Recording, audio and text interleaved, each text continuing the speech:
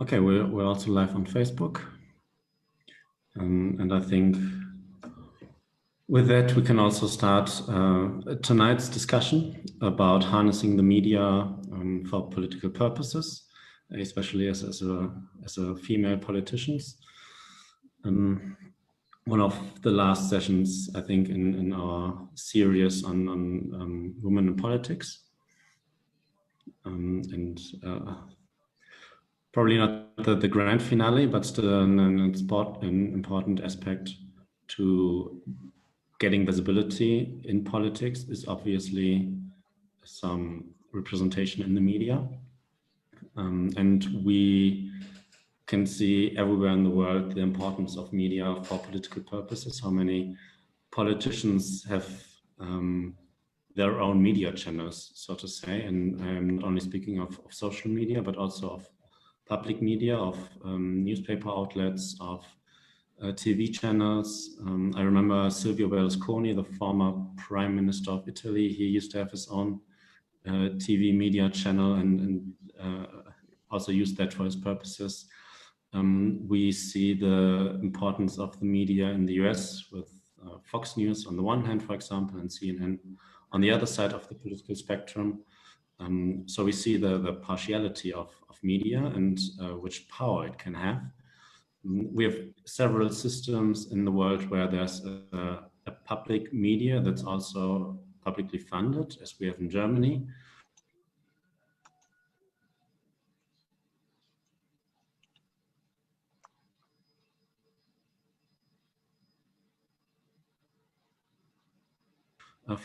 And so, yeah, it will be very interesting also for me to see the role of the media in Kenya and how it can be used for political purposes. And I'm very happy to have, again, very distinguished guests tonight.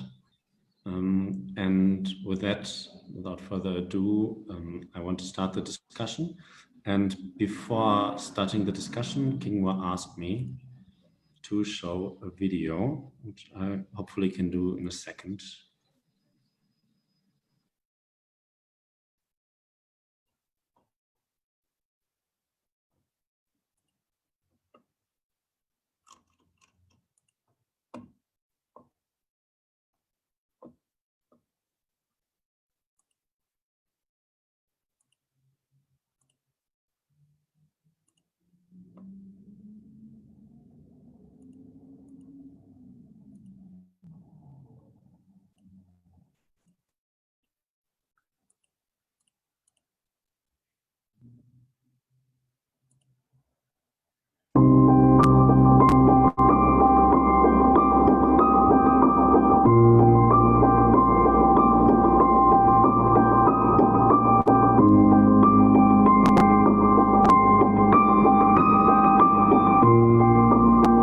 The media are potentially powerful channels of information.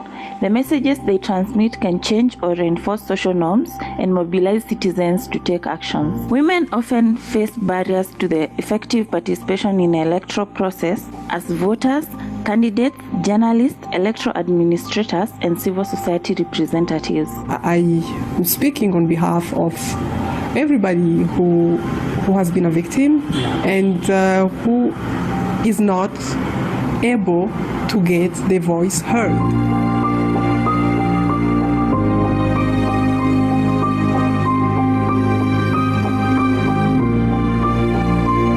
Electorally, not only the visibility of politicians in the media is important, but also the way they are discussed. She could never be the first woman president. Slept her way up into California political life. Would anyone vote for that?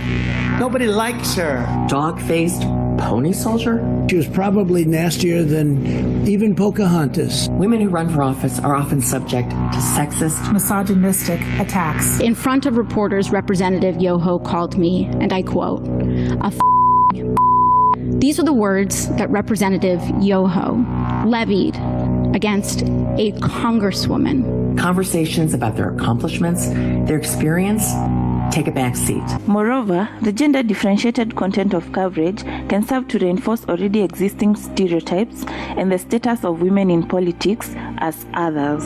She's not really an American black. There's something that's not warm about her. I mean, what deal can we have, Crazy Nancy? You're not allowed to criticize Kamala Harris or whatever. Enough is enough.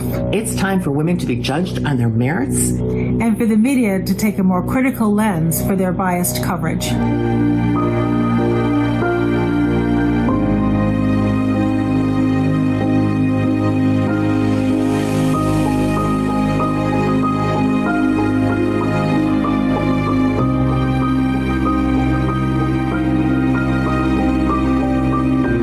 The 2017 Council of Europe report found that women politicians receive more attention coverage on appearance, sex, private life, and family life as compared to men, and are often portrayed as weak leaders. As a result, female leaders may be discouraged from running for office.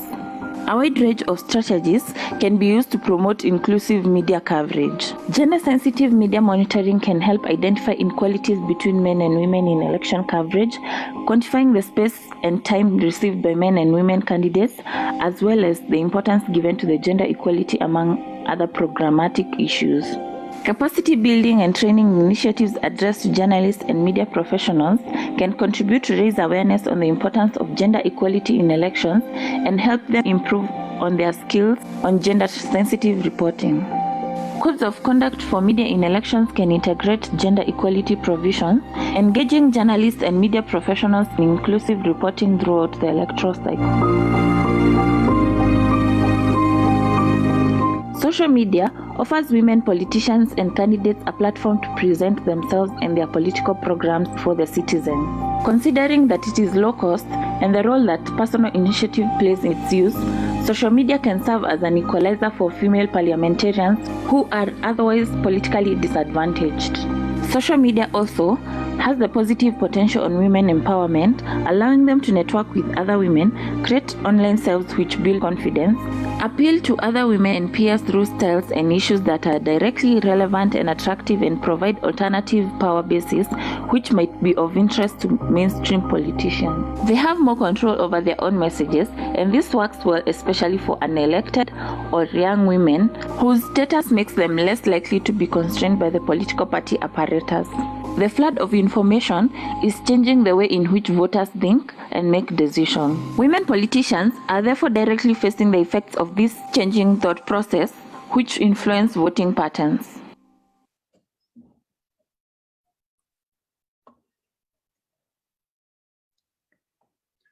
So, Kima, back to you. Thank you. Thank you for that introduction, Christoph. Welcome our panelists as well as our participants. I see, as well as the attendees that we have. I see Agnes Mugweru, Julia Chege, Lucille Diambo, Marina Kinyi, Pamela Sitoni, Sarah Yvonne Waweru, Winnie Maru, as well as many others. Karibuni sana. So that introduction was quite sobering, and a lot of it was more of like looking at the global perspective, but it's something that we have also seen here in a very big way, that we have seen in which the media, women can be very easily brought down by the media, women in political life. I was actually speaking to someone earlier today, and he used the phrase, he said that it's very like getting the kind of women, the kind of strength, the kind of strong women to getting them is a hard process. Like getting a woman to be an outstanding achiever is a hard process. but then bringing them down is so easy. It is immediately make reference to particular things, So that was why we realized it was important to have this discussion, but taking a different perspective, moving away from the whole idea of women as victims and victimization, but coming from a point of power, asking the question of how can women harness the media for excellence? If it has been recognized that the media has been used to bring women down, how can we harness the media for excellence? Because it has been seen, it has been done. And so with us today, we have a really outstanding panel of media professionals, women that really have been that are in different sectors of the media, that have had great achievements and that have really also been part of this conversation, and not just on the side, but even in terms of even trying to help and mentor the women in politics, trying to give support and to give advice. So I'll very quickly introduce them, and then we can just be able to just jump into the discussion. We have Roslyn Obala. I'll start with Roslyn Obala. She's a senior reporter with the Standard Group assigned to the Kenya Parliament. Roslyn is a political writer, devolution writer, and part of the Kenya State House Press Corps. She's a media regulator, currently a board member of the Media Council of Kenya, and a member of the eminent persons on the COVID-19 Committee Advisory Committee in the Lake Region Economic Bloc, LREB. She's currently the chairperson of the Association of Devolution Journalists, vice chairperson of Political Journalists Association of Kenya, and former chairperson, Kenya Parliamentary Journalists Association. She has 12 years experience in the media, both locally and internationally, and been a member of numerous international fellowships and programs. Karibu sana, Roslyn. We're very honored to have you with us today. And then we also have Marceline Nyambala. Marceline is a journalist working in the area of media, gender, and communication, and has made outstanding contributions in the field in Kenya and the region over the last 15 years. In the last 5 years, she has steered the Association of Media Women in Kenya, which all of us know as AMWIC, in Sub-Saharan as executive director, and has been key in the organization's development, program management, resource mobilization, and partnership development. AMWIC is a national women's organization for women in media and communication that uses media skills to give a voice to women issues and to intervene on national issues. It has had projects in over 30 of the 47 counties in Kenya and has built the capacity of numerous media women who now lead in various organizations in the country. Karibu sana, Marceline. We are very, very happy to have you. And then we have— Thank you very much, Asante. Karibu. And we have Rosemary Okello, who's a veteran in this field, a veteran and a pioneer, and really a mentor to a lot of people in the media. And Rosemary is a well-recognized communication, media, and gender expert who finds interest in creating Africa's narratives through data storytelling. Currently, she's a director of the Africa Media Hub at Strathmore University Business School with a mission of shaping the future of business and finance journalism in Africa through training and capacity building. She's also in the advisory board of the Strathmore Data Analytics Center. Previously, she was a program officer with the Ford Foundation Eastern African Office on Civic Engagement and Governance, Creativity and Free Expression, and Advancing Public Service Media Initiative. She supported the media sphere as a platform to give voice and visibility to marginalized people and the transformation of the alternative media into a critical voice of civil society. Very pivotally as well, Rosemary is a founder of African Women and Child Feature Services, a media NGO which does a lot and has done a lot over the years in terms of bringing the voice of women in politics, and she served as the executive director.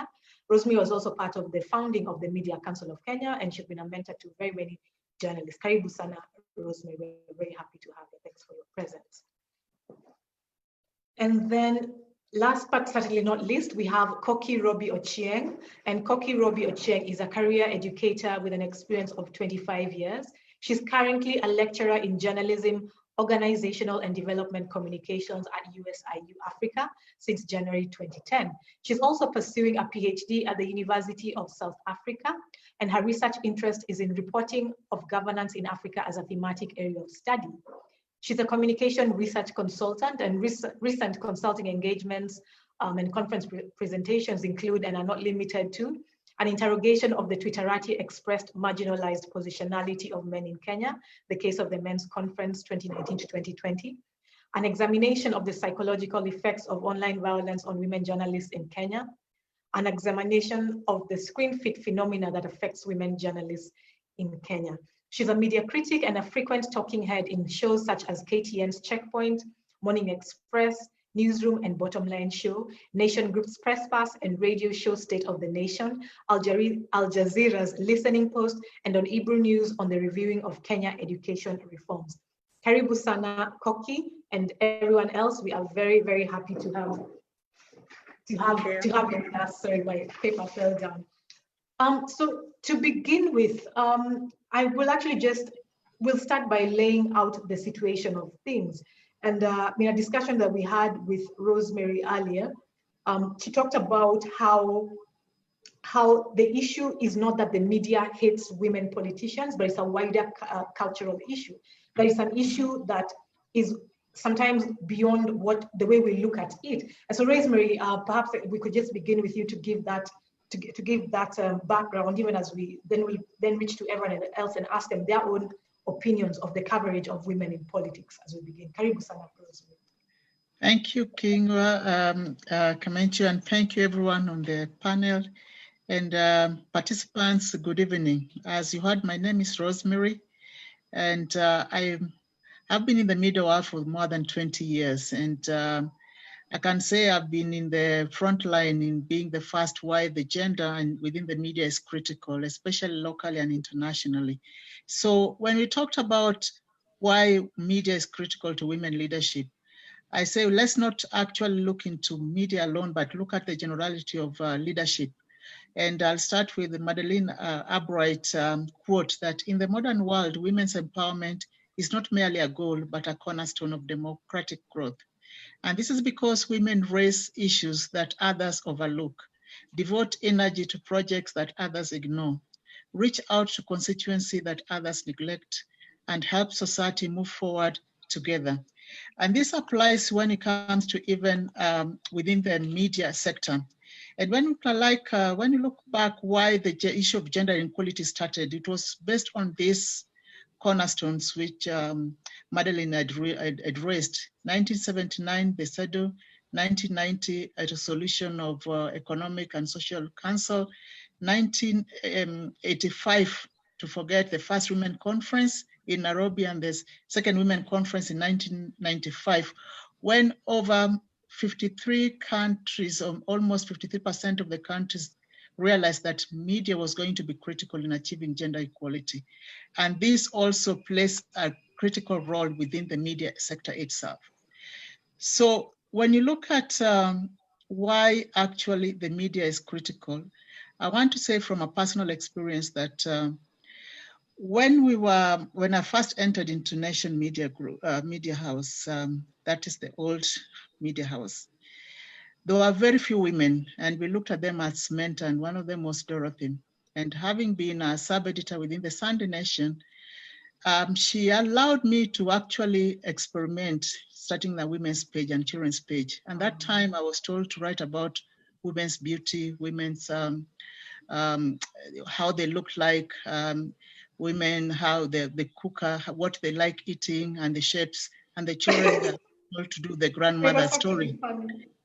And I asked myself, and Bob Hitchcock by that time was the training editor, I went and asked Bob, why is it that the men I came with as an intern and being taken to parliament, me and being told to write the women's story? He said, no, actually you just stick there because that's where you'll grow.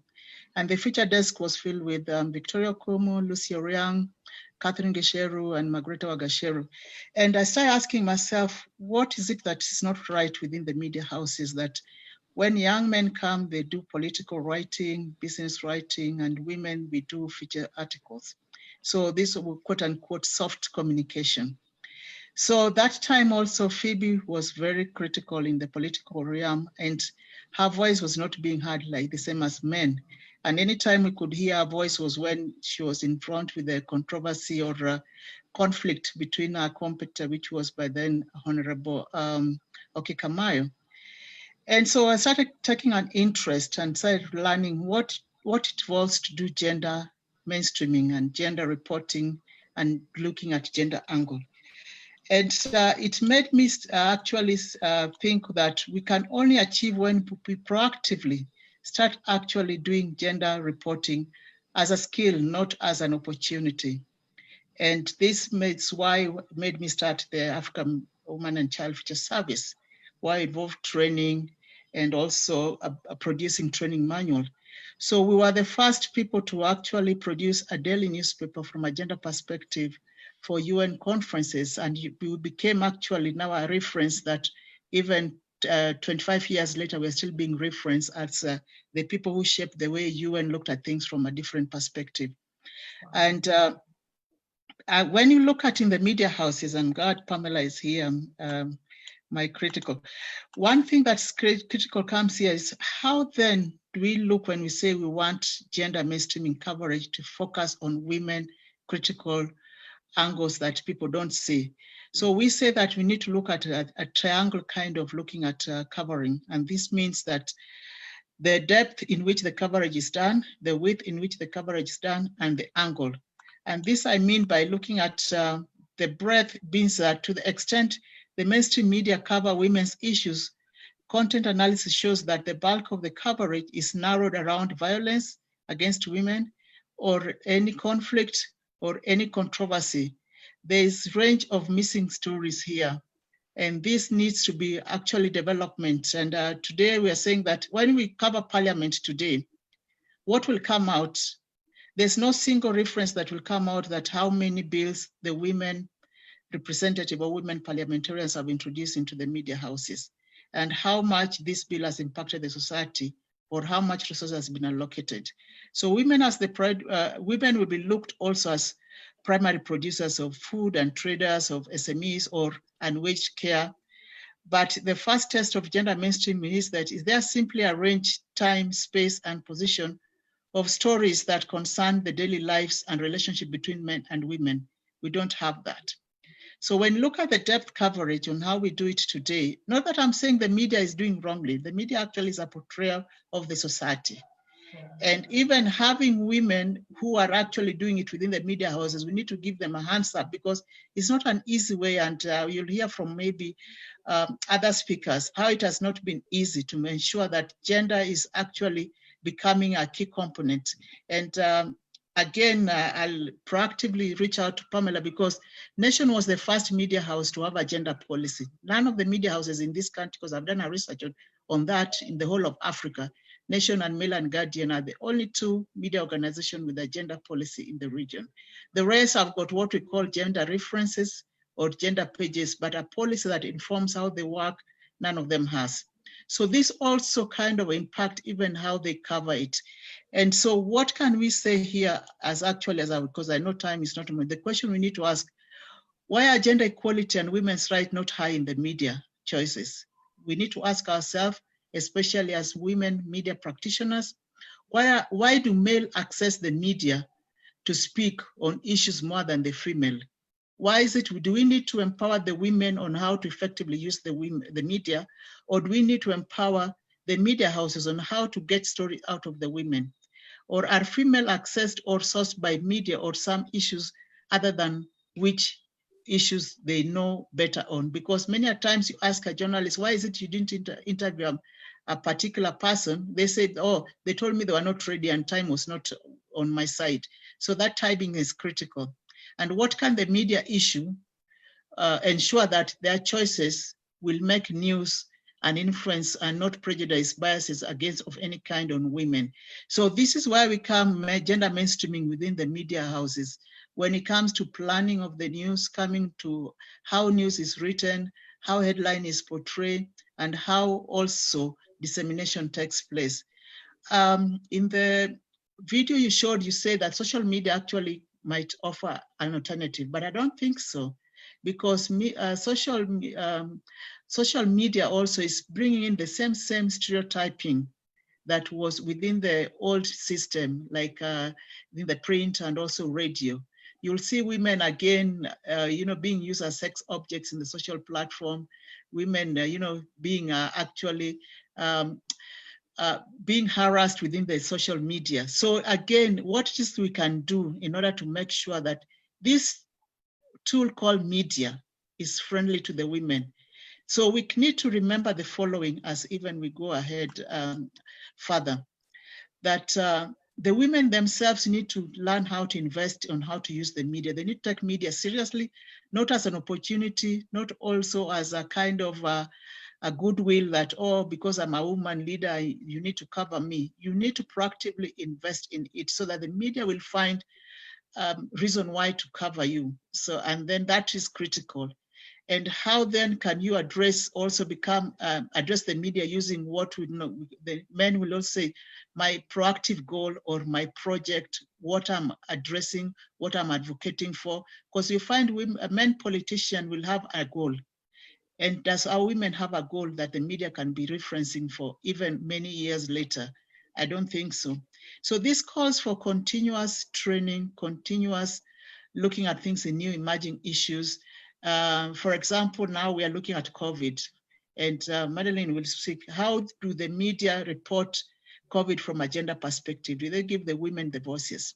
We are looking at SMEs. We are looking at what are the gender aspects of reporting SMEs when you talk about women economic empowerment. We are looking at policy implementation. How can the media be able to cover this in a way that reflects how policy has impacted both men and women? So I'll end by giving a story on how women see this differently.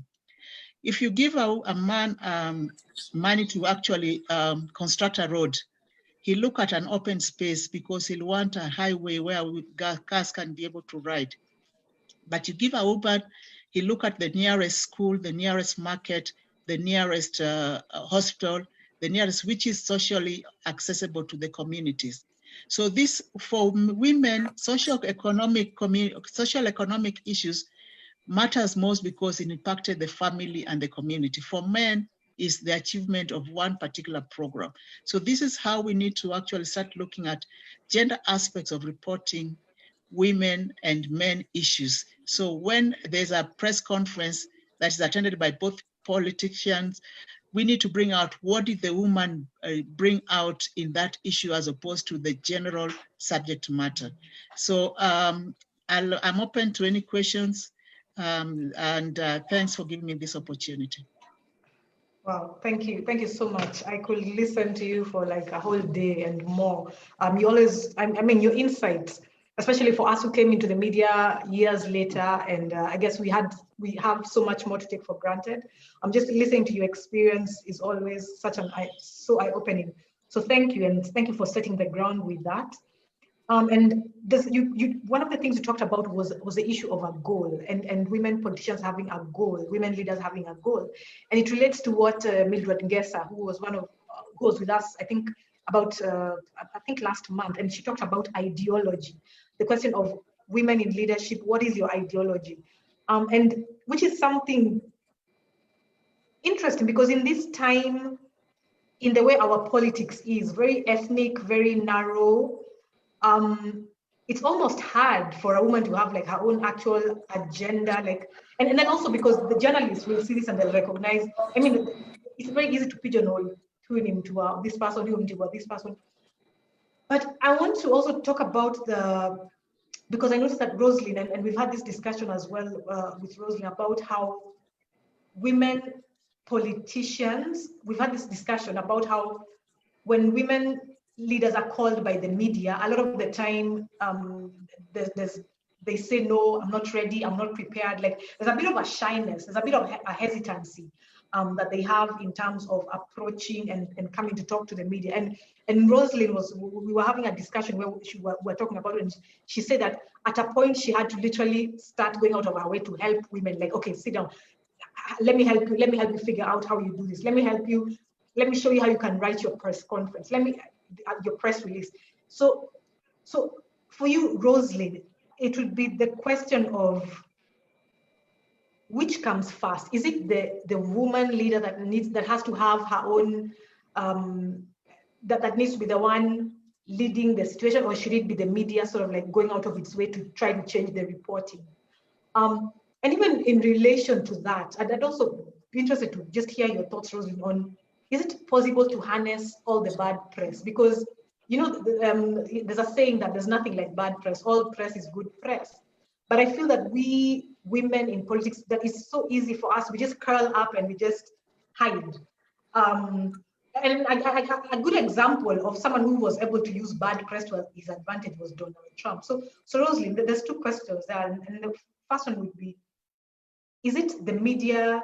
Should we start the change from the media or from the women leaders, which would be more effective? And second, how could we harness even the notorious news that's made about us? For Rosalind Obala. Yes, thank you so much, Kingwa, and I want to thank Rosemary for laying the ground for this conversation.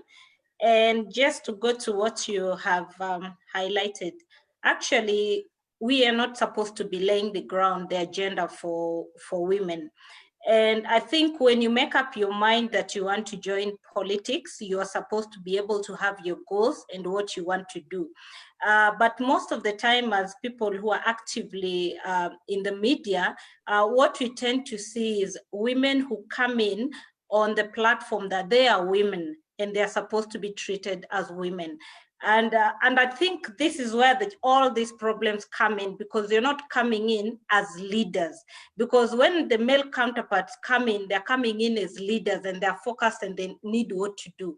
But when it comes to the women, they need for us to look at them in the gender lens. Sometimes for us, it becomes very difficult. And for me, somebody who covers parliament and politics, when you have issues that you just want a general voice, not the men alone, but the women. And just what we discussed earlier, when you call them, some will tell you, I am not ready. Some, maybe it is a time, you look for somebody today, they respond to you 3 days or 4 days later, and they tell you, I'm very sorry, I was so busy, I'm able to respond now. And just what Rosemary said, news is timely. It's not something that can wait for 4 or 5 days. When it comes to TV, you are approaching a female politician, they will tell you, I don't think my appearance is good now to have a TV interview, so I need to go and prepare myself. That time is not there. You invite them for TV shows, and the last minute they tell you, I had a family issue, or it is a bit late, I cannot come for it, I've not gone through the subject matter that I need to discuss. And then even in terms of discussing about even the bills that come to parliament, you know, you need to own it. It is your bill. When I come to you, I'm supposed to interrogate it based, because you are sponsoring it. You need to understand it so that I'm able to communicate to the public that this is it. But when you sponsor a bill and when I want to engage you, you tell me you know what to write, or you tell a TV journalist you know how it is covered, then you cannot sell it. And I think this is where we are losing, that as women leaders, we are not able to rally masses. You know, you cannot only rely on the women alone to support you. Whatever it is that comes to parliament, you require both gender. So I think maybe again, the challenge that the women are having, and which the media cannot run with and set the agenda, is that they themselves are not seeing themselves in that leadership lens. And then this thing, we talk about the 2/3 gender, and this is what we need to do as women. We are many, but we are not being heard. I think the bottom line is poor communication.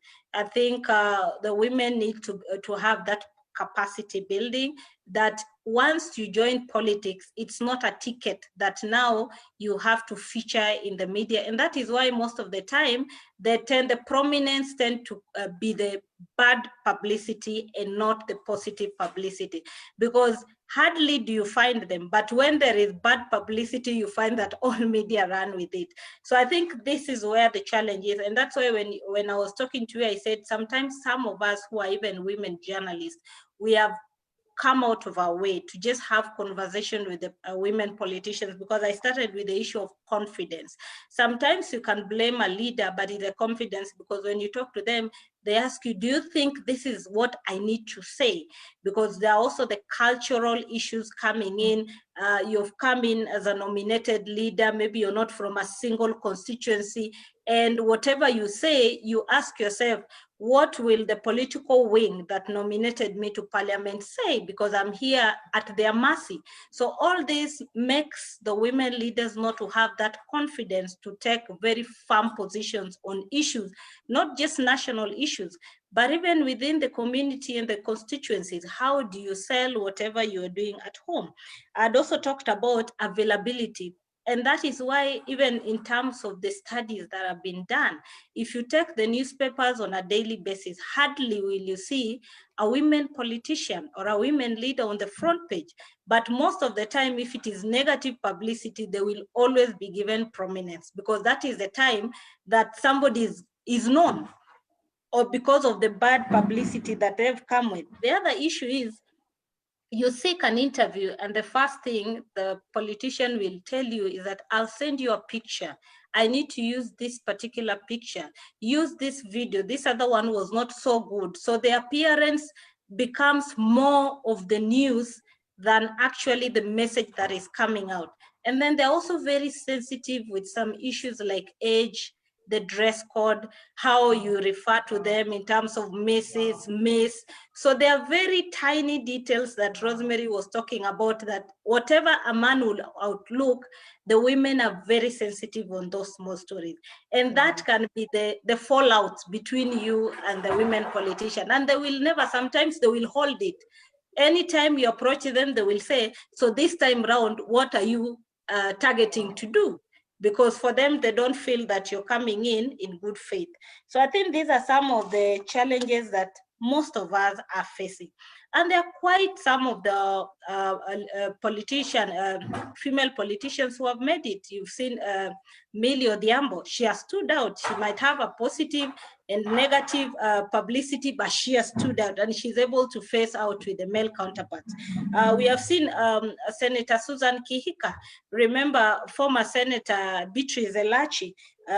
These are some of the women that you actually, even at what time you reach out to them, they will respond back. And no matter the publicity, whether negative or positive, they will be there to engage. So I think these are some of the things that maybe some of their female counterparts should actually emulate and see how best can we interact with the media, because media is not always there for only the negative aspects, but it is also there for the positive aspect. As a wind up, there's also the issue of the leadership composition in media houses. Most of the leadership are male dominated. If you look at the newsrooms, the editors, they're male dominated. Sometimes as a female editor, you find yourself that you're the only single voice in the room. So even when it comes to women issues, the way they are going to be crafted is very different from the way they will craft the male stories. Even if the story was very positive, but the headline will actually spoil everything, because people will look at the headline and nobody will even want to go and look at the content of the story. So as much as we are having the challenges facing the media, there are also challenges facing the female politicians. We are also having challenges within the newsroom. Wow, thank you so much, Rosalind. That was very, very comprehensive. And I just really have to acknowledge how passionate you are about what you do. And yeah, really the kind of professionalism and expertise that you have towards everything that you do. And you've raised so many good points. But one of them was just really pointing out the small things. And you know, they usually say that the devil is in the details, like, because if someone is continually sort of like appearing, in quotes, appearing petty, then it's very easy for a journalist to be like, too much drama, let me just go to my usual person who will just give me the answers very quickly. So you raised something very important there, but also the issue that comes out is the issue of confidence. And the fact that women in politics, women in leadership, we are not confident. And I say we, because even me, it took me so long to be able to own my space, to stand on my ground, that when I started out in politics, I always felt like I was, you know, like a visitor, like I should sit at the door. I shouldn't dare go to the main seat and sit down. And so when you say all that about all those, I get it, I completely get it.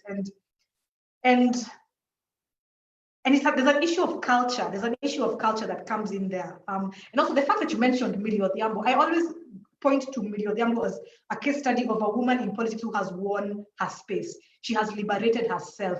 Millie Odhiambo is probably I look at her as one politician who you cannot call her to blackmail her. You cannot say, I'm going to release your whatevers, your nudes. You cannot tell her. And she has owned her space because she has been able to fight back when the biggest weapon that's always used against women, that sexuality, she's been able to reclaim it in a way that other politicians have not been able to. Like for me, like for example, when I remember what happened to Rachel Shebesh, I still think that was something that she could have reclaimed. She could have reclaimed. It was possible, but instead it ended up that she became the disgraced person. Sonko, turns out he's a hero. So, but that's something that we see continually. So it's very, very, very deep and very interesting. So yes, and also even as we continue, I also would like to encourage all our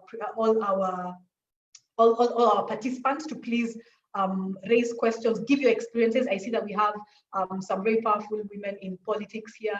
I see we have Winnie Maru. I saw that we have the Deputy Governor, Majala Mlagui. I saw that we have Stephen Owoko, among other people in politics. Also Joshua Oluoch, among others, Alexander Dolo. So please, we'd also be interested to hear your own thoughts and your perspectives. And we're going to come back to them even as we put them in the chats and on the Q&A.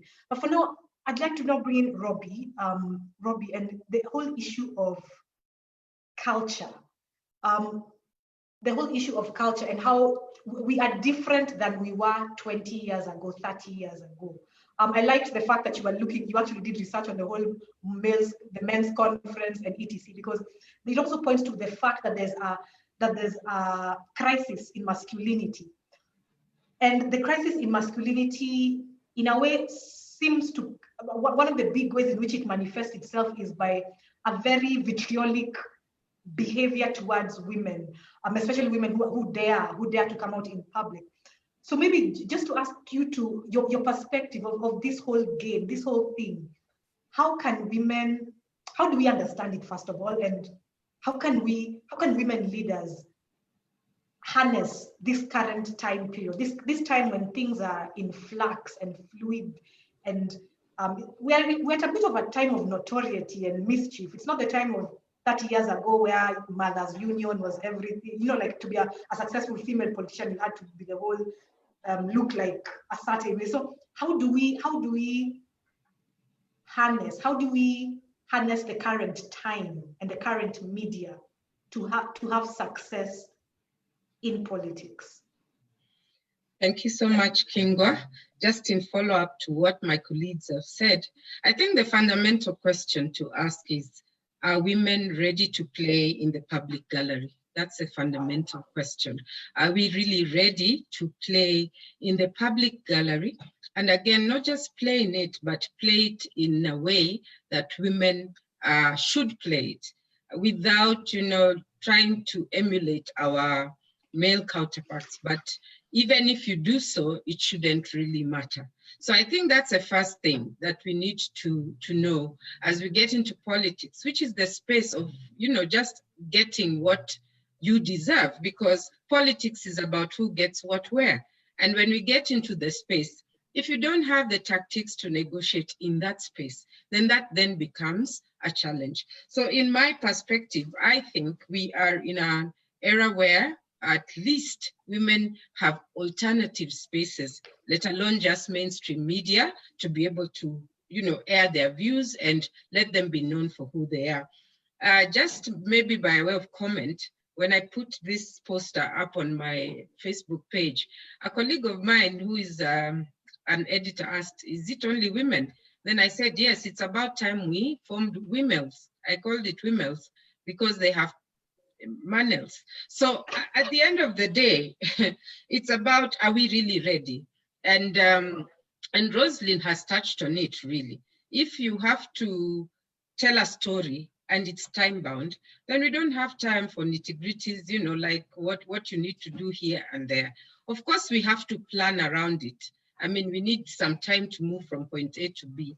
But I think one of the things that we need to realize is that we are in an era of attention economy. And to be in the space of attention, then you have to play into that space without losing your identity. I feel that's the key thing that really, really matters.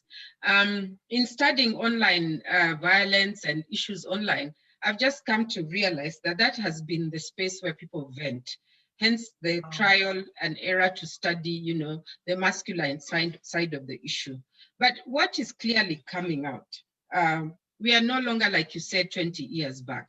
So we are at a period where it's basically gender blind. For me, who teaches gender reporting, I put my students through the test to ask them, okay, gender is about roles. So which roles can you partake as a man and a woman, or young boy or girl in a relationship? And basically those, you know, clear defined gender kind of activities are no longer the key space. So what we need to know as women is that when you get into that space, there are rules.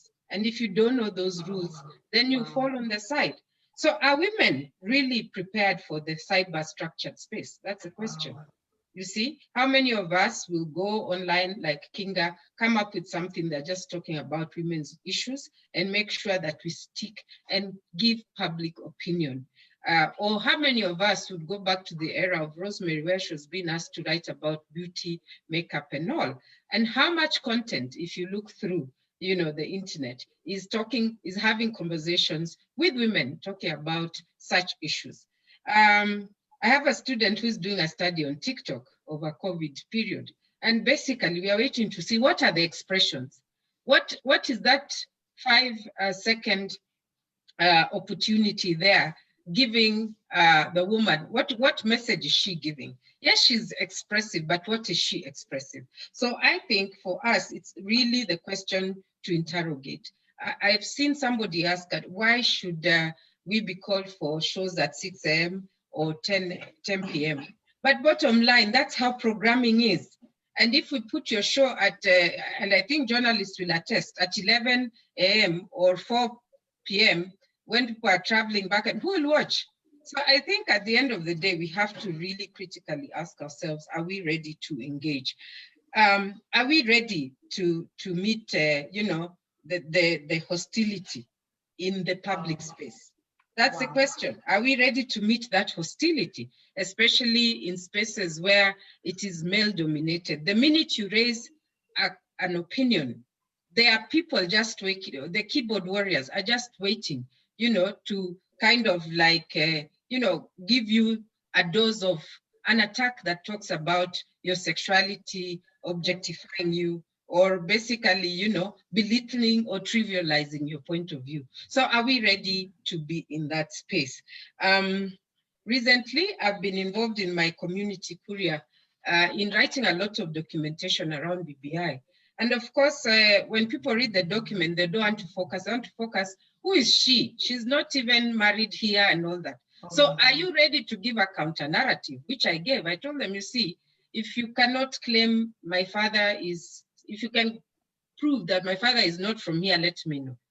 You know, are we ready to be paired with counter narratives so that our conversations can be able to move forward? Because we want to remove, you want to create a space where it's gender blind. You want to remove that space for people to argue back and forth with you about your opinion and not add value to it or alter it or make it a better thing. Then are we also scared? You know, are we scared of coming out and being seen publicly, talking about issues? Are we, you know, comfortable with being known outside the home? My narrative is the first time I went to TV, I was like, oh my God, I am finished. I'll be followed home. I will be attacked, you know, people. But, you know, and then the very next day, somebody just pointed at me at my workplace gate and said, oh, you were on TV yesterday. So I was scared. But after, you know, doing it for years, I'm like, I mean, unless I'm really, really stepping on your toe, or which is not also bad. I mean, basically, it's a space that you must believe will work outside your norm. So are we able to accept that? Are we also ready for media structured spaces? I've seen somebody correcting me and saying womanel. Are we ready to have women shows, women spaces that just talk about women issues? Or not, I mean, not women issues, all issues that affect women. For example, if there's a 7-year moratorium on paying taxes for youth. How does that affect the 61% of youth, half of them being women? What does it mean to them? How does it translate? If there is the zebra approach to leadership, where now the governor will be male and the deputy female, or vice versa, how are we positioning ourselves? First, are we even in political spaces, where those decisions are made? Are we in any political parties or spaces where those decisions are made? How are we demonstrating we can actually manage, policy-making positions? Are we also telling people the little that we do wherever we are and taking it for granted, so that people end up asking, so who is Kingwa? Maybe let me confess, I'm in a group. I said, okay, here's the poster. Then I was like, with Kingwa. I said, yes, Kingwa. She's controversial. I said, no, she's just opinionated. So, are we ready to give those? A woman with a voice is controversial in this country.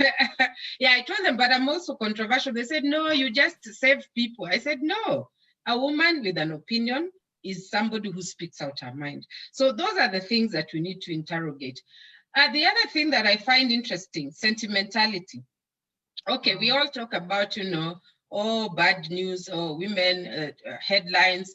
But what we are saying is, after the study that I did on women, prominent women, sentimentality is just, it's normal. It's like when we did literature, there was well-rounded character had a good and bad side. So most of the time, yes, we'll come to prominence with, probably a bad story, but what are the good stories that are in the bank about what we've achieved, and how can we capitalize on that? I think if you look at the American case, which was in the movie, you will see that basically women started, from far, on the ground, doing community work, being there with the people. So by the time you're getting to where you're going, even if Trump blows a whistle about how negative you are, at least you have a bank of things that basically people can pass by. Lastly, just not to spend so much time, do we consider leadership only in the political space, or is it in every space that we are? The minute we delink leadership with a space, then we are able to navigate these spaces when you feel like. You can navigate as an activist, you can navigate as an academic, and you can navigate as a politician or a policymaker. So I think those are some of the things that would inform my presentation for now. Thank you. Wow, that is so comprehensive and very thought-provoking. Thank you so much, Dr. Robbie. I call it Dr. Robbie by faith. We'll celebrate the PhD. I mean, you just asked so many important questions. I love how you're very grounded in terms of your understanding of the whole thing, and also how you sort of see the popular culture aspect of things, because there's an aspect of politics that is entertainment, but we don't recognize that enough. So I like you asked the question, are women really ready to play in the public gallery without really trying to emulate men? And that's, I feel like if I had that's something that we need. I'm going to need to put somewhere, to bookmark somewhere. We need to come back to it. And then there's the whole question of the tactics to emulate. And also another word that came out very strongly as you were speaking was the idea of spaces. Spaces in terms of, are there spaces, the whole concept of, first of all, is the political world, are there spaces where women will feel safe? Safe in terms of being able to maneuver and navigate without feeling criticized. I mean, we are sensitive. We have so much on us. We have children. If the media attacks me, and then I get depressed and I can't take care of my children. You see, so there's so many things that women have to think about. And I think me having been through that, before I think I used to have that whole masculine thing of, yeah, you have to have a thick skin. But now I'm like, no, you know what? We can't. We need to create a space where we can navigate without feeling that we're going to be attacked, without feeling that we always have to be on the defensive. And for me, it's about one of the things we have to start figuring out, how to create these kind of spaces. Another thing you talked about was the era of the attention economy. I really liked that. And the whole concept of rules. Are women really prepared for cyberspace? And I think, okay, we wouldn't dwell on that. That's a whole, I feel like we'll need to look for you again on a whole separate day. You give us, like, we actually have a whole session on what are these rules, because maybe even I don't know them. What are the rules that we need to figure out as we navigate cyberspace? And then, I mean, also in relationship to the whole issue of hostility in the public space. Yeah, so, and then also the whole issue of a femicentric philosophy, that we need to, actually, that we have to start from that. We have to start from seeing everything from a very femicentric perspective. For me, and that's me, I'm very centered on myself as a woman. I used to try to do politics the masculine way, killed me. So for me, I'm very conscious about everything I'm doing has to come from as a woman rather than as a politician. With, you know how the way we are told we are supposed to be as politicians. For me, it's as a woman and then next. So yeah, so those are very good points, and I think it's just an excellent time to then now bring in Marceline, who has been in the field and has been as Amwik has been making overt attempts to try to get more publicity for women in the political space, as well as really trying to bring the women's voice out in terms of in terms of the issues that they raise. I mean, trying to make their voices matter, make the things that they are saying count in a very public way. So maybe the question maybe I would be interested to ask Marceline is, from your perspective, is it possible for a woman politician to use the media to her advantage? And if so, how? And even as you're answering that, it would be interesting to hear examples from your perspective of women who have taken that whole disadvantage and sort of like, you know what they say about jiu-jitsu, using the energy of your opponent against them. So yeah, it would be just to hear that from your perspective. All right. All right. Thank you. Good evening to those who have joined. Thank you so much, Kingwa. And I'm so happy to join this panel. Thank you for the invitation. And I'm so glad to most of the panelists are members of Amwik who are doing a great job in this whole field. So this is really great that we are actually collaboratively able to tackle the whole issue.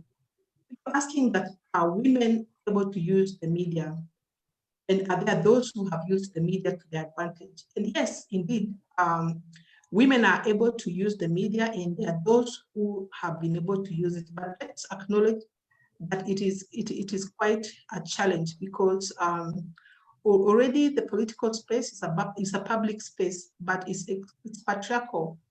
There are issues within the media setup that affect their participation. Sometimes it is the ownership, that somebody owns the media. I know a particular lady politician, prominent politician, who got very little coverage in the last election, looking at the content analysis, and could have something to do because the owners of the media are sometimes also the owners of the political parties, and they lay the ground and they prioritize.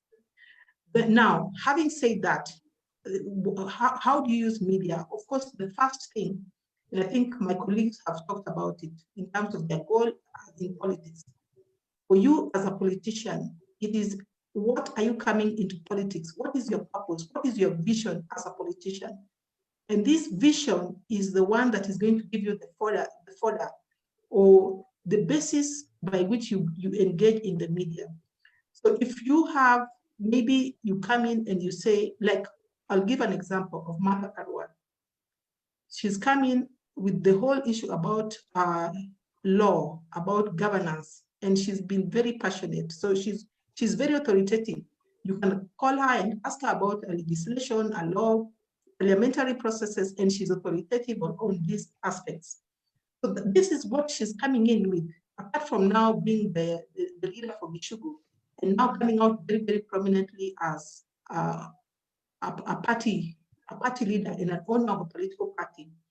So the whole issue about your vision and issues that you articulate consistently in the media will now give you and earn you a space. So that is the first issue, and I want to call it like research.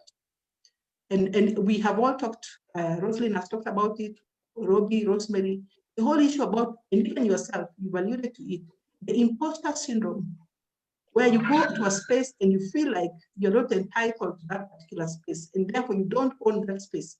So women find themselves in this imposter syndrome because they have not yet had a strong resolve that this is what I want to do it, this is how I want to do it, and these are the people I want to do it with. So that strong resolve, that vision, that purpose within your leadership will remove the whole issue about the imposter syndrome, and you will feel that you have your seat at the table. So you find like Martha Karua, Charity Ngilu, because they are their own political parties, they gain a certain level of traction within the media. Right now, as political parties are being engaged, they have a certain level of visibility. The next thing I want to talk about is that issue of resolve, therefore begins, and you're determined that this is what I want to do. Then you begin to now think more critically about it, that whom do I need? Then you find that you need a budget to get a professional. If you look at some of the politicians who are consistently in the media, like for example, the former Prime Minister, you could easily, quickly identify Philip Otale. You can contact him. You know, Philip Otale, how do I contact Baba? You know, Dennis Onyango, how do I, you know? So you have, they have their people, professionals who are working together with them. So you begin to tell yourself, let me have a budget and begin to even engage professionals.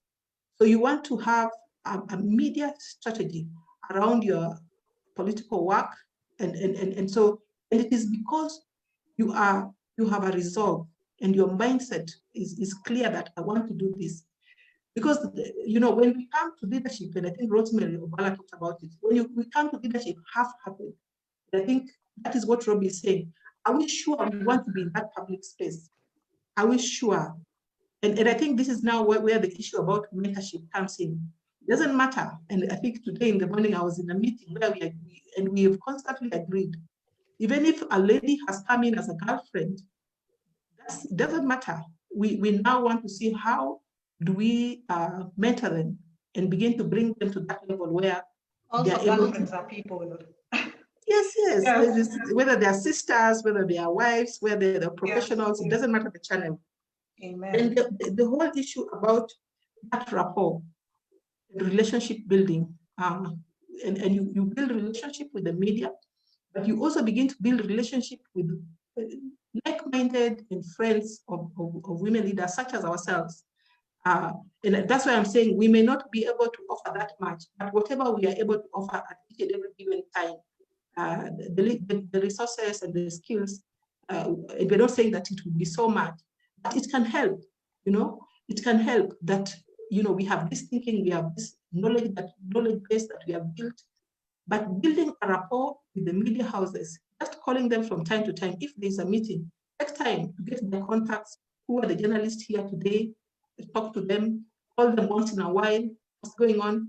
And then they're able to know what issues you're passionate about. Like we said, what have you brought to leadership?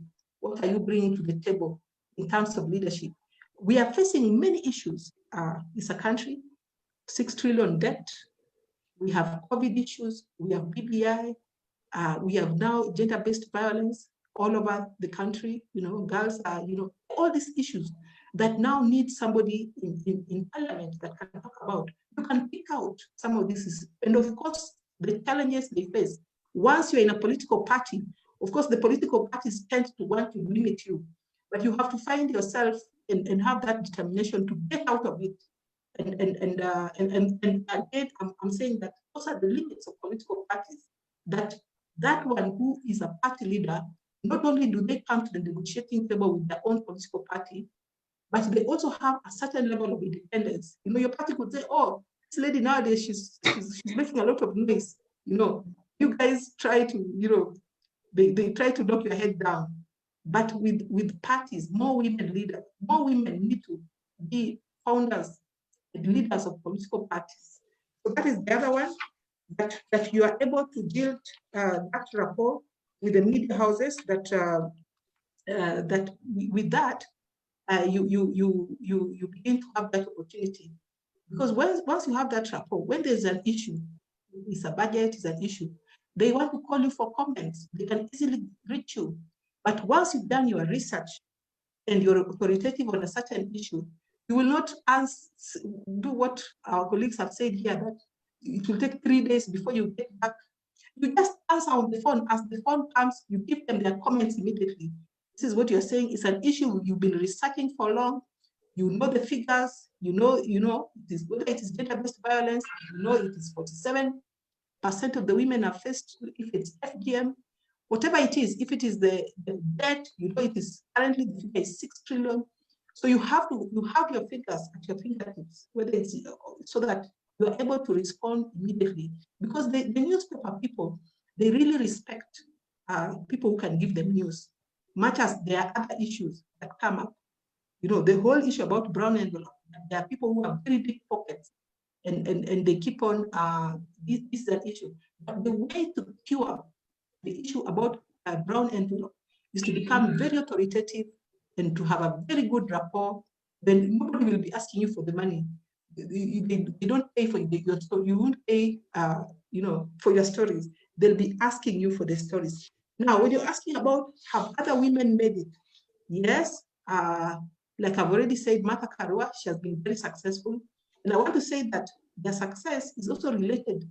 Where did they transit from before joining politics? And Martha Karua, having been at LSK, Law Society of Kenya, League of Women Voters, then she had some experience and maybe a little bit familiar. Millie Odhiambo has been visible, coming from the children's movement, civil society, and you can already see they have even the experience by which they are able even to deliver in parliament in terms of laws and even the networks of what they're able to achieve in the country. Professor Wangari Maathai, Nobel laureate, she was able to use media, and of course she had all this prominence of confronting President Daniel Arap Moi and saving Karura Forest. Her legacy lives on.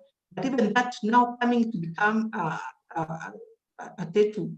member of parliament and minister, she was already visible. People knew her, and of course, so her work was done. She knew how to engage with the media because already in her previous role, she was engaging with the media. Nyiba Mwendwa, having been a cabinet minister back then, maybe there were small, these women, home affairs, one of those ministries. But she was visible to the point, of course, where they said she had carried her hairdresser to the Beijing meeting. But of course, it was remember about her, man. Pardon? That's the only thing we need to rewrite her history. Yeah, that's even now, exactly. But even now, as we review the Beijing, at least there is somewhere and somebody who gave it some visibility. So no visibility is negative. Yeah, yes. Yeah, so we have Charity Ngilu. And again, when you see Charity Ngilu, you see the role of other males who come to support you. Having been supported by giants like Anyang' Nyong'o, and she even gave us a term, Masani Ngilu. Up to now, people use it as a reference of time. It was so urgent. It was very urgent. But Charity Ngilu, now moving, she's been visible, maybe not adequately visible now as a governor. Of course, being there at the county. Of course, county politics has its own dynamics. How is the coverage playing out? How is she going to play out now in this the Beijing? And so you're able to see women who Anne Waiguru has been visible, having been now she knew how to use the media. Devolution cabinet secretary, even with many challenges in issues, transparency, corruption, being put to the face of NYS, but even now, and being able to navigate and even go and become the governor, and even now facing, facing that challenge that the county assembly want to remove her, and being able to have this huge coverage and being able to survive it. So she has used media, And so those are examples. So you can see the transition, where they're coming from, plays a role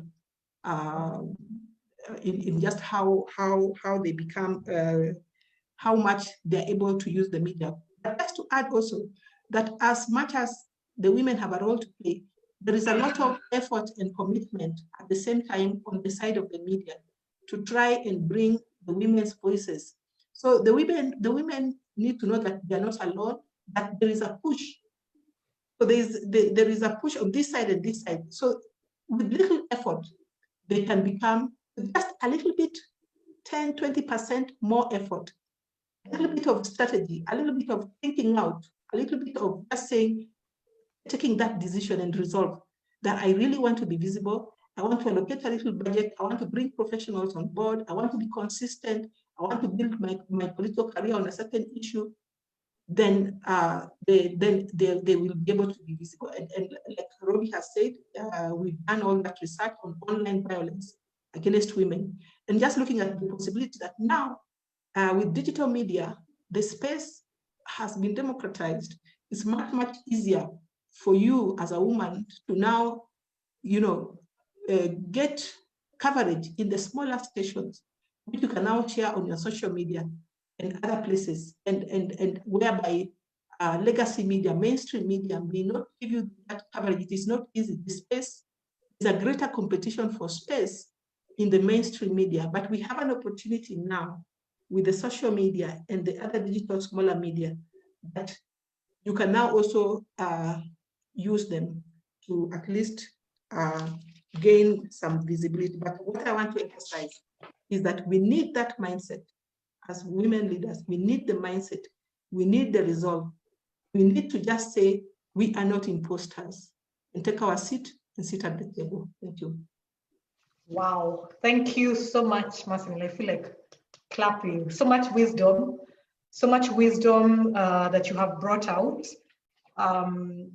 The issue of space, again, political space is a public space. I like the fact that you actually bring out patriarchy, which is real. And the question of as a politician, what is your goal? What is your vision? What are you coming in with? And it also relates to your brand. What is your brand? What are you known for? I mean, you're very right that Martha Carey is known for certain things. When you talk about law, governance, she's very strong on that. And yes, the imposter syndrome, that's even beyond women in media, rather women in politics, but women in leadership in different places. And you said that women need proper media professionals. They need a political strategy around their political work. And you talk about rapport and relationship building. I thought that was a very strong and powerful point as well, because relationship building, relationships can just really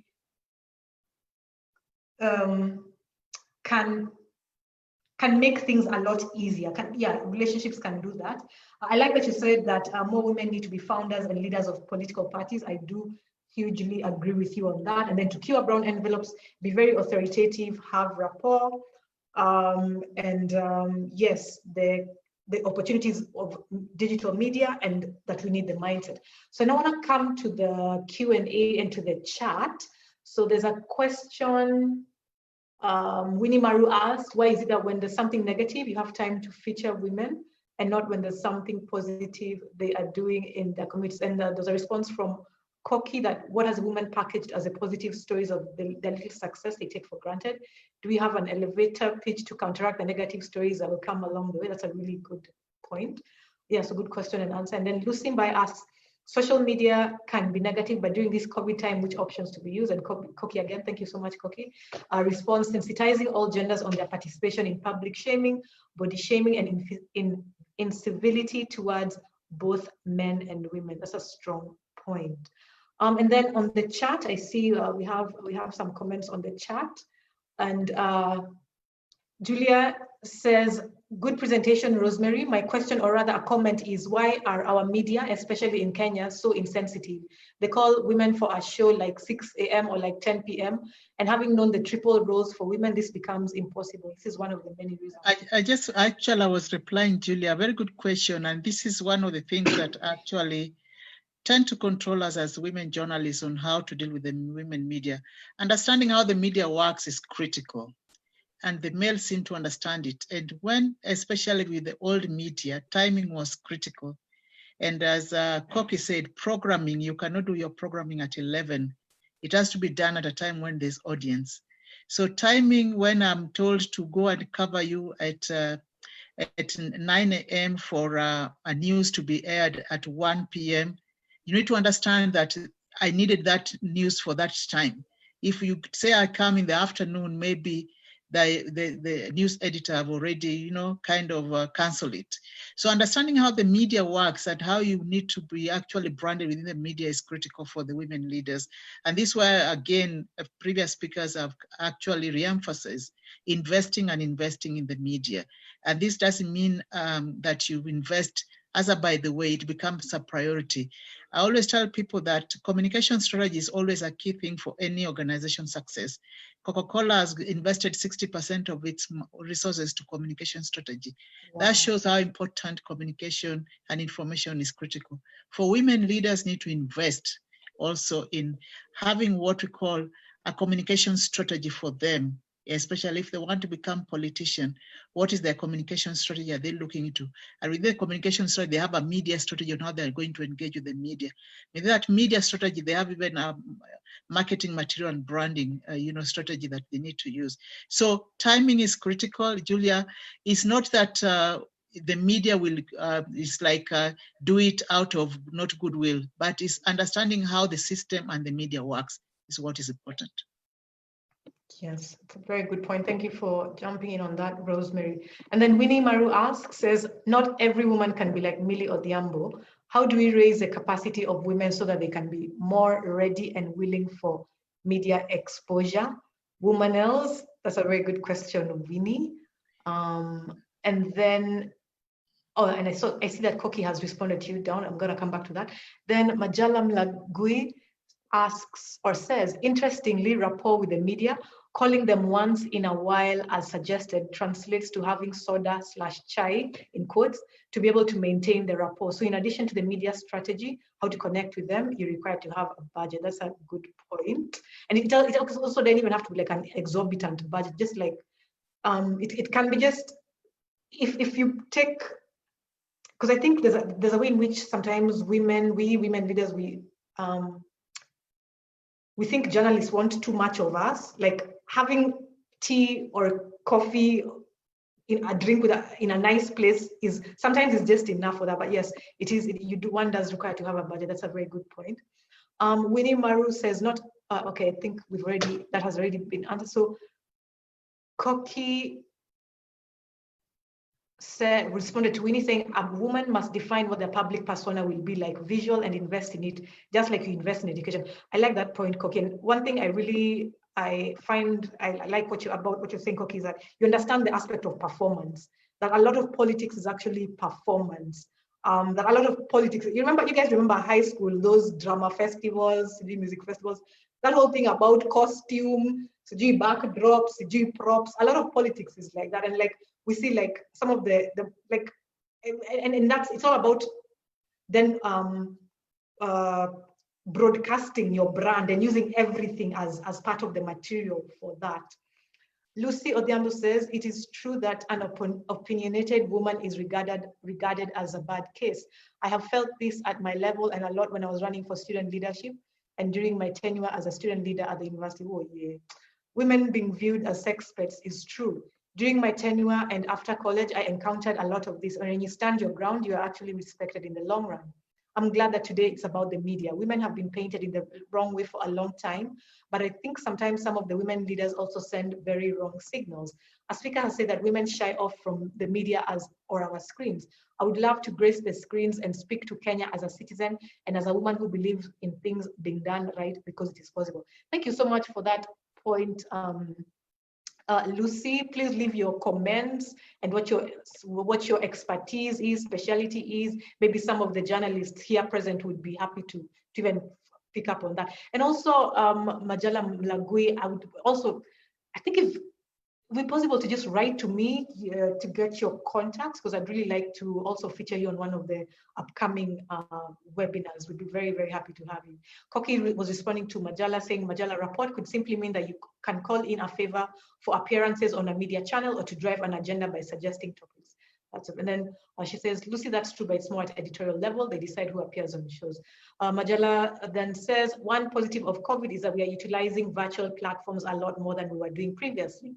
Mainstream media still prefers to have engagements in their studios, which are generally in Nairobi. In addition to the digital platforms, how would you suggest for women in the rural or out-of-town areas to engage with the main media houses? Maybe that question would be for Roslyn. And then Winnie Kaburu says, greetings, I'm glad my homemate, the great, I'm being given a lot of good names here, thank you. The great strong lady Kingwa Kamentu, Her Excellency is in the house, participated as a running mate. Yes, Winnie Kaburu, I remember you and we need to feature you as well. Very, very happy to have you here. You participated as a running mate to Professor Ole Kiapi in 2013 and you were a candidate for governor, Meru County 2017. So yeah, so I can say I have a lot of experience when it comes to campaign and media. In summary, you need money to have slots in all mainstream media houses. With all due respect to all the few women who have been mentioned as good examples, I feel I should mention that we need new examples of oncoming women leaders and expose them. The money used on trainings, which I appreciate a lot, I suggest we should have a budget to help women to pay for media, communication, branding, etc. That's a very, very good point, Winnie Kaburu, and I've had that suggested elsewhere. So it's a very good point to for our partners and colleagues to take on board. And Winnie Maru says, Malala is asking, should women also have a budget for soda or chai in addition to having a media strategy? Oh, okay, yes. Yes, I think that had been mentioned. And then Wanjiro Ngohe says, I really appreciate this conversation. But I think I mentioned, let's not get it wrong, that this soda thing is not what media actually is driven by.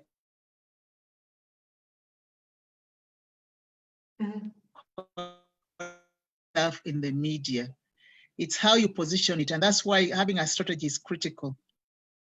Can you hear me? Yes.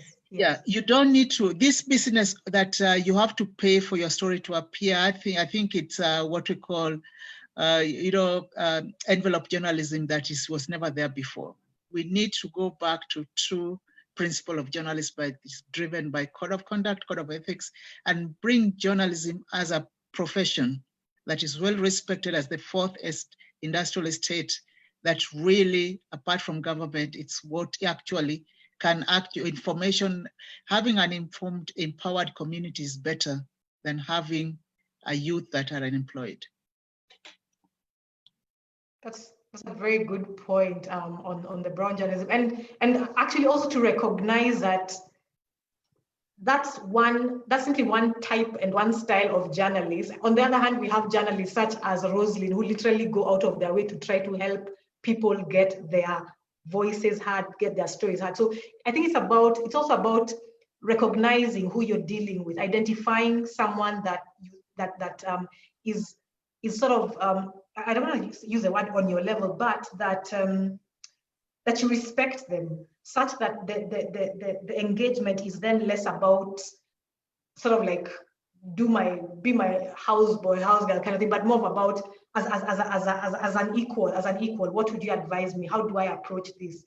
And if along the way it becomes there comes the need to engage the journalist as a communication consultant, that's also possible. But just recognize that there are a lot of journalists that have goodwill and go out of their way to help women in politics. And then I think we have maybe just two more comments. So Njirongo, he says, I really appreciate this conversation. I love that none of the panelists talked about conforming. As a young female politician, we are constantly being told to conform, do this, don't do that, wear this, etc. This is really refreshing. Thank you. Thanks, Wanjiro. I'd actually refer one of the last previous discussions that we had on appearance and brand. I forget the actual title that we use, but we actually went in that because Bina Maseno is all about a woman in politics. She should be able to, women, especially young women, should be able to feel that they can be themselves even in the political space. Winnie Kaburu says, by the time a woman decides to stand for any position, She knows what she wants and what to expect. Our culture and traditions are always the first to make us lag behind. That's a strong point. And I think it's a big thing that contributes to the imposter syndrome. Bella Roda says, my name is Bella, just joined politics. As a young woman, this is really helpful. I've really learned a lot. Thank you, Kingwa. Karibu sana Bella, happy to have you here. Sarah B says, women in politics, like in any position of leadership, need a support system to delegate staff so that they can focus on being political leaders, ready to take calls and make appearances when approached without giving excuses. That's a very strong point, actually, the importance of a structure, the importance of a team, rather than just sort of like operating alone, because you're more effective when you are a team. Thank you, Sarah. And I think this is Sarah from East African. And Sarah, I just want to acknowledge you for doing a lot in terms of continually trying to get more coverage for women and just really having that gender lens. Thank you so much, Sarah. Tony Mochama says some candidates of both genders are more mediagenic in capitals than others, if you know what I mean. Is that like photogenic? That's interesting. That's very interesting. It goes back to what Robbie was talking about, investing in your appearance. That even someone had given the example of Sarah Palin, and then they talked about how before, when we remember Sarah Palin, she was John McCain's running mate, and like before she ran, I think she went through a 3-month intensive course, or intensive whatever, of like she had to get a new wardrobe. Like it was a whole investment in her appearance, and a big part, in fact, a lot that's been said, a big part that made Sarah Palin memorable was really about what she looked like. It wasn't even about what she said. Maybe she's a good example of how women can harness the media for their advantage. And then Stephen Owoko says Kenyan journalists are some of the most money hungry that I've come across. Without khaki envelope, you rarely get story aired. And then Pamela, we have to celebrate you. Pamela, for those who don't know her, Pamela is the managing editor of Daily Nation. She's been she has grown, she has just really paved the way in the media. I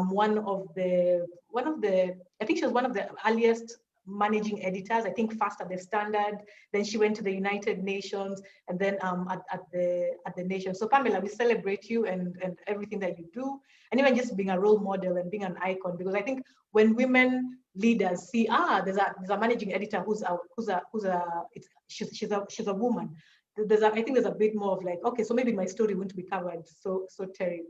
So Pamela says there's a long way to go to get women to be ready to play in the public gallery, as Dr. Koki says. There's also a long way to go for media to give women equal space on their platforms. Forums like this one go a long way in raising the issues, but we need more opportunities to interact. Thank you so much. I think Lucy Mbaye says, thanks for the insight. Very informative session. So yeah, this has been, wow, one of my favorite sessions so far. You guys, the panel, very, very, very strong and powerful insights and ideas. And I suppose a lot of these moving forward is now even trying to figure out, so out of everything that has been said, all the suggestions that have been given, how can we package them in a programmatic way moving forward? And I guess that's going to be part of the discussion even after this, so that everything here, it doesn't just get lost in the story and in the airs and suggestions, but actually is grounded. And so I'll be reaching out to the panelists and some of even the participants that are here after this. So yes, yeah, Marcel says, coming from Pamela, it's really significant that we have a long way, we have the work cut for us. So I guess today we've covered so much ground, and for now I'd actually like to give the opportunity to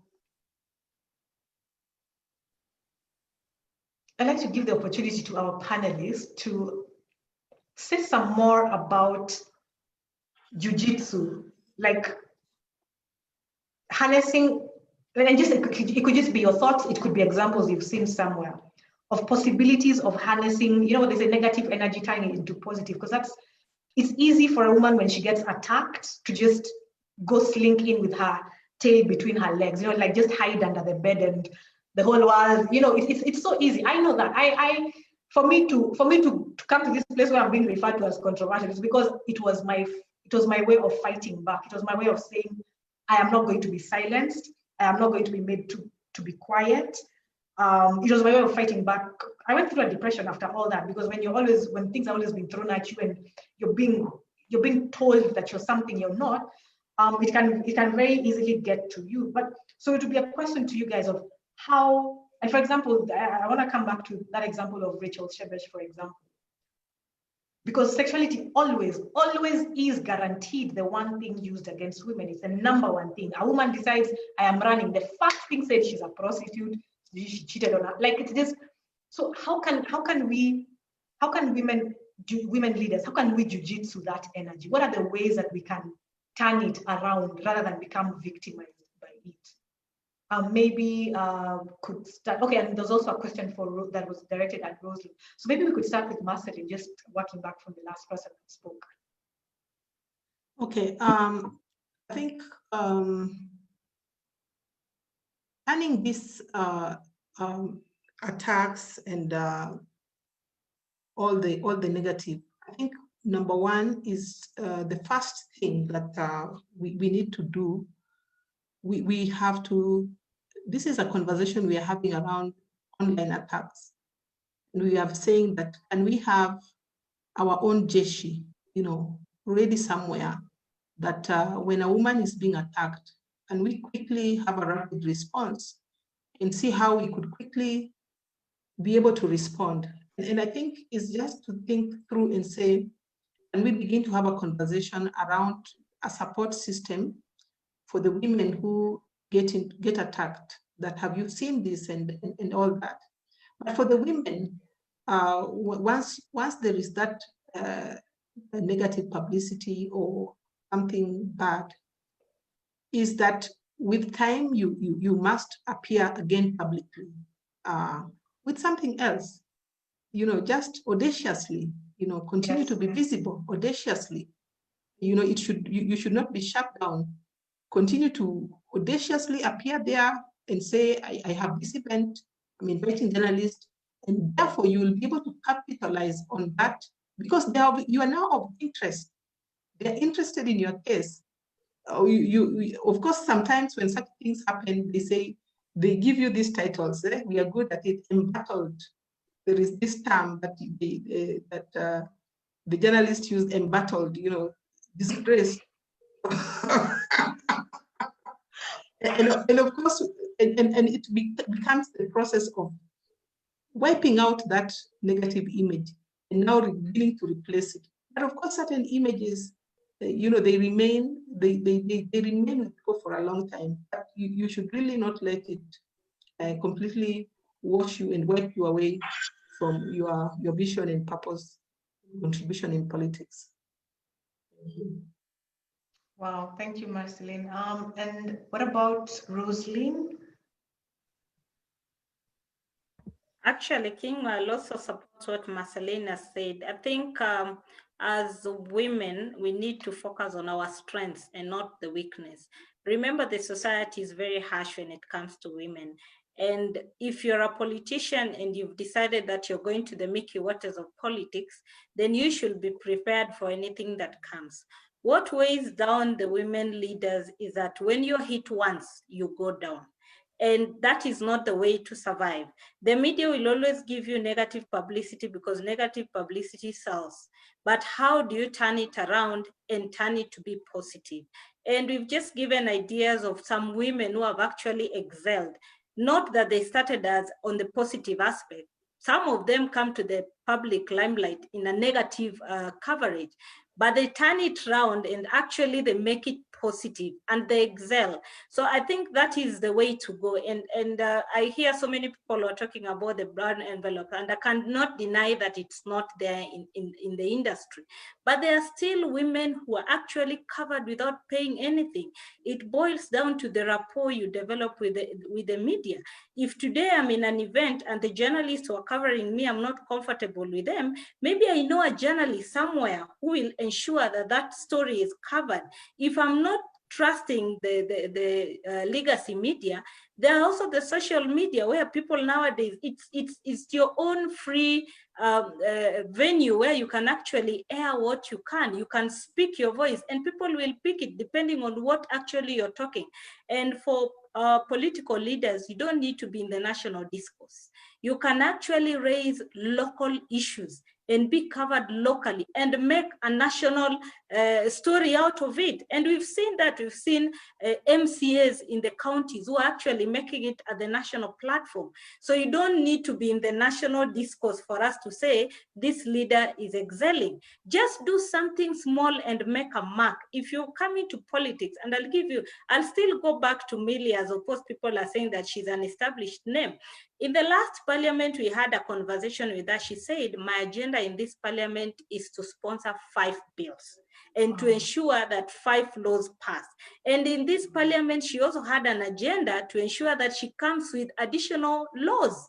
So you see, from the onset, she's here, but she knows what she wants. Now, again, we have leadership organizations. We have KEWOPA. We have organizations for county women MPs. We have organizations for Senate women. But when it comes to issues, we don't hear that voice. That voice is missing. And I'll give you a good example when we had the issue of a woman giving birth outside Pumwani Hospital. How long did it take our women leaders to speak about it? They had to gather and come in after everybody had talked about it. But that was a good entry point for women voices to be heard, because so many of the nominated women are actually representing the women. So this is where, these are the opportunities that they are leaving to pass. You don't need to be in a male-dominated conversation for you to be heard. Just come out and speak either for the youth, speak for the women, people with disability, and take your part. We've talked about Martha Karua talking about legal issues, and she's known for that. When I want to discuss anything legal, I will call her. When I want to talk about political parties and what they do, I know who to go for. So as women, when you're coming in as a leader, how do you cut your niche? So that as a journalist, I know if this is a subject I am pursuing, who are the women that I need to get? 2, when you are approached by a journalist, if a journalist calls you and even sends you a text and introduce themselves, even if you don't want to engage in that subject, just respond and excuse yourself. This is what we are having with women, where they ignore your calls. They will not pick. Next time you call them, they are saying, I wasn't interested in that subject. So how will we help them? Because you cannot be interested in this subject today, but tomorrow there is another subject that you're very interested in. And that is the dilemma that we as journalists, we have in the newsroom. Because when there is a subject on the table, then you find that we'll always be having the same voices. Why should we have the same voices when you have so many women leaders on board? In the last parliament, Priscilla Nyokabi sponsored the Access to Information Law. Even now, when you talk about that law, you remember her. When you talked about the issue of young people, remember in the 10th parliament, about teenage pregnancies and all that. We remember Njoki Ndung'u, and she charted that path. We can remember her for that. So our women leaders, what can we remember them with? Will we remember them with being the loudest in political rallies or funerals? Or will we remember them of taking serious positions, not just in the podiums, but in the national discourse and local discourse? I think that is where, if they take that path, then even us, the media, we will be judged harshly if we ignore their voices. Wow, I love that. Thank you. Thank you. Very, very strong points. Be prepared for the murky waters of politics from the beginning. Having a niche as a woman leader. Very, very strong points. Thank you. And Koki Robbie. Okay. Thank you for the lady panelists, and all they've said is like just rounding up what my thoughts were. But critically, like Rosalind said, really you have to be known for something. You have to be known for something before you get into the leadership space. And that means that you actually need to take a role in reputation management. What is it I want to be known for? I'm going into PR perspectives, you know, like what is it I want to be known for? And then image, what is the mental picture I want to create, you know, in the publics that I'm dealing with? So it is a proactive kind of investment where you say, this will be my niche and this is how I'll be able to to penetrate. However, it's also important to know that at some point, whatever you started with initially might need to mutate so that you move to the next agenda. So that's why we're saying it's critical for you to have a robust, strategy to manage your reputation, such that it's just like a bank. You have good news, you have a good bank, and then when the bad thing comes, it's kind of neutralized, because that's how life is. Not every day is a shiny day. And women, we always want to have shiny days. And we get stuck at that emotion of having shiny days. But the essence of life is that when the going gets tough, you have to roll with it, like I've seen Tom Muchama say. Really, it is about knowing that the path you have taken is unknown. Just like in life, the path we take is unknown. But we have said that, okay, you want to be a leader, and this is the ecosystem. You understand it. It's about packaging yourself to look in a certain way. It's about packaging your messages. It's about organizing yourself to be in those public spaces.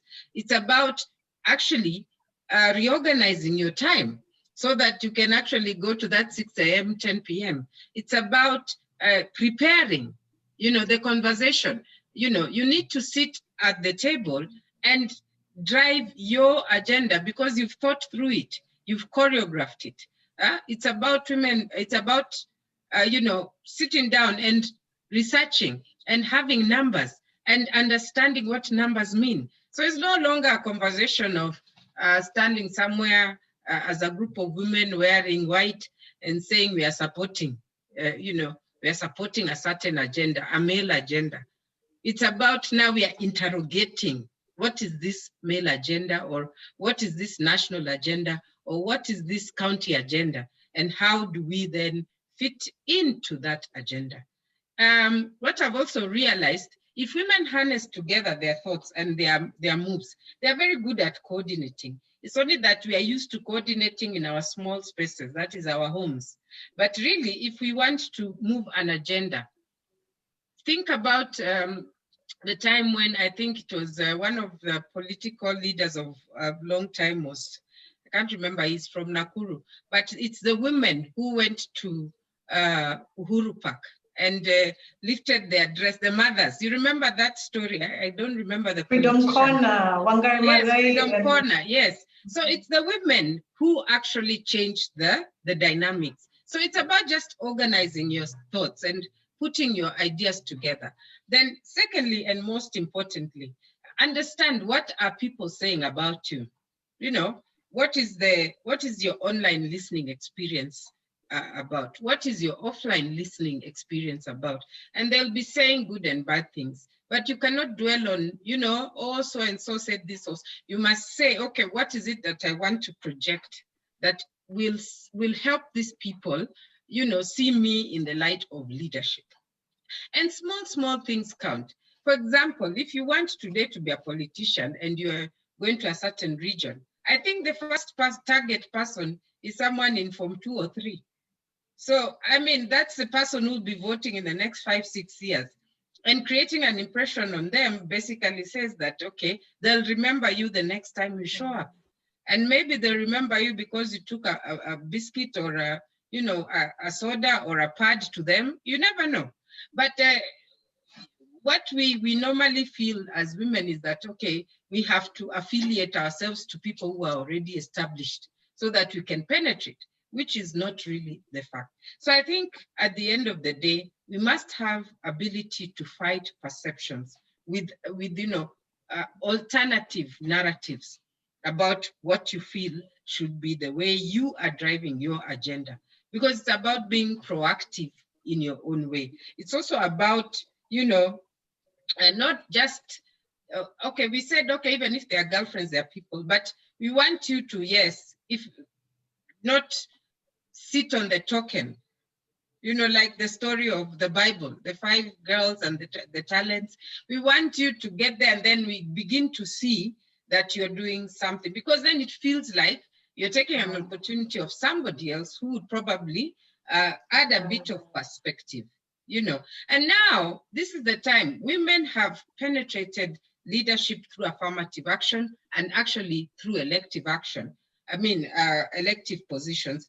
But what are the stories? We don't want to talk about, okay, I love the past, but we can't just keep talking about Martha, Millie. Why can't we talk about Kamenjo or Lucy? There's a young girl here. You know, why can't we talk about them? You know, Kina Nerea, you know, Kina Bina. How come we're not talking about those young firebrands who, when you have conversations with them, you're seeing them moving in a certain direction? Why aren't we talking about Rosalind or Bala or Maslin or Rosemary? We need to, yes, update our list.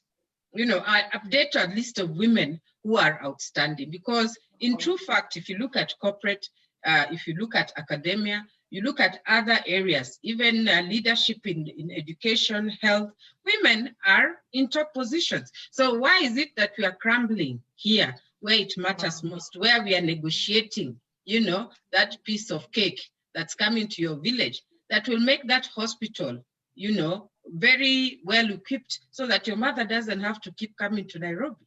Why aren't we on that table? Education. Why are we going to the school, to the village, and not influencing how a wall of a school should be, or, you know, painting, or even a desk? I mean, those are the things that really count. And those are the perspectives that give a feminine touch to leadership. So for me, I think that is the approach of life. It is imprudent to dwell on, okay, what people say, because Waswahili anasema atasema mchana usiku atalala. What happens is, what is the impact of what you do at that particular time? Thank you. Wow, thank you. And you talk about, I like that you mentioned a feminine touch to leadership. And that a lot of what you dwelt on was about seeing your leadership as an investment, as in not in investing in people, because that's what leadership is. It's about valuing people. It's about walking a journey with them. It's not just what we call, you know, parachute journalism. So it's not like parachute politics. So that's a very good point. Rosemary, do you have anything to add on to? Yes, thank you. And very powerful talk points that my colleagues have been able to raise up. I just wanted to say that challenges with the media, women and leadership is not only in Kenya. Look at the New Zealand president. When she became pregnant, the media portrayed her like she has actually not going to make it. How is she going to manage being a mother and also being the president? But she has written a book on gender and media and political leadership, and just showcasing how important the media was wrong, how actually the media was wrong, but how important changing the narrative is critical. And look at her leadership within the New Zealand, even when it comes to crisis, she's one of the success stories that the media now keep on pointing out. So the challenges we have is not only in Kenya, but is how do we give alternative information, the way my colleagues have said. And that alternative information and communication is critical, even when you're attacked, even when the media doesn't cover you, is important. I'll give you an example, like when in 1997, we're trying to train women in Northeastern to join politics, we had to go to their elders' courts. And I remember we were sitting like 1 meter away, because you're not supposed to sit away, on explaining why the women political leadership was going to be good in Northeastern. And we worked together with the male journalists under the Pastoral Journalist Network. And this Pajan, we consistently engaged them. And when the FM station became a key point of entry point of communication, we started a program with them called a Pili Pili program, whereby they showcased that a woman doesn't inherit anything when the husband died, when the son died, and a woman doesn't have leadership, yet is a part of the community. They have changed the narratives to the point that women who are leaders in Northeasterns are being seen as having actually gone against this, not only stereotype, but the cultural strongholds that has been actually preventing the women not to become leaders. And even owning properties, they have changed so that even governors in those areas have introduced bills to ensure that women can own properties. That's how we are saying it's not only at the political level, it's where are you, what do you have at your hand to change the narrative. So in closing, I'd like to say that we need to remember this, that 7% of people are moved by words, but 50% of people are moved by body language. how do we communicate with our body language matters more to us women, and that is moved by voice techniques. So remember that body language is the biggest communication tool that a woman can ever use to communicate. When you see, like even Obama visiting this country, when he went to the marginalized community and went to a school, he sat next to a child and was reading. And that is the picture that the media covered. The next thing that we need to actually address when addressing the press conference, the most powerful word is the human language is pause. You said, we'll explain this also. You pause and you bring in your own views into that press conference. And the third one, winning the heart and soul of your voters is about voice plus techniques plus body language. The three combined is when you've become a great leader. And the other key technique is capturing the moment with symbolism. What symbolic are women bringing into the moment? Or are we just talking? And don't be someone else you are not, or you are not. Present a strong, believable, disciplined message. Image is more important than substance. So when I close my eyes and I want to say a woman senator, what do I remember as women senator? What image comes to my mind? And lastly, character is more important than policy. So we need to enhance that character. And continuously, we need to have training. I remember 97, 2007, and even 2010, there used to be an engagement where women media were engaging with women leaders. And there used to be what we call roundtable dialogues, roundtable engagement, even helping one another. That stopped, I think, with the 2017 election. We need to recapture that and we need to look into it. How do we create these networks to become again vibrant that can be able to rebuild and actually strengthen the upcoming women, young leaders to become the key leaders that this country needs to change this continent? Wow. Very, very apt statements, very pithy. So we have 5 minutes to go. I think that there are just maybe one or two last comments that I could read. Also, Lucinda says one of the things that can help on social media is to be careful on the information you post, unless you're strategically using a negative to a positive. And then Tony Mochama says, Madam Roslyn is right. If you're hit once and go down by media or anyone, then you are out for the count. The jiu-jitsu or juju is to get up, Roju, and keep punching. Media itakuzoea and eventually give you that grand title, Iron Lady, Gacha, etc. Then Marceline was telling Stephen Owoko, good information, stories nullify brown envelope. The code of conduct of journalism is in place. Let's take time. I know numerous journalists who don't demand for brown envelopes and just pick good stories. And then Kentis Tikola, first of all, Kentis Tikola, I'm very happy that you're here. I was about to just recognize your presence. I remember that we profiled you in the East African, I think about 3 years ago, as one of the achievers, women achievers during the Women's Day. I think in the field of football. So yes, the recording is going to be on the Conrad Adenauer Facebook page. And I can also personally, so it's going to be it is on the Facebook page right now, and I can share the link to you then. You could just share, you could just text me, then I can be able to share the recording with you once we end. So guys, it's been great. Our panelists have been amazing, and you guys brought everything. You guys brought all the heavy artillery and weaponry, and thank you, much appreciate our panelists, Koki, Marceline, Roslyn, Rosemary. You guys were outstanding and amazing, and thank you so much. And I really hope that we are able to take this conversation forward. And also thank you to our participants for really being engaged and asking the questions. And guys, let's keep in touch. For now, we're going to end I think we have one last webinar on this Women in Politics series, and we're interested in looking at some kind of the idea of a network, women in the different fields. I like how Rosemary talked about the round table idea that you guys had, and I'll probably speak to you on that so we can figure it out moving forward. So for now, guys, thank you so much, and go well and be well and stay out. Thank you. All right. Have a great week. Have a wonderful week. Thank you. Thank you very much. Thank you for having us, Kamenju. Thank you, everyone. All right. Nice seeing you all, Rosemary. Everyone. Kwaherini sana. Bye bye. Okay, I'll call you, Maslin. Bye. Please do. Bye bye. Nice to see you all.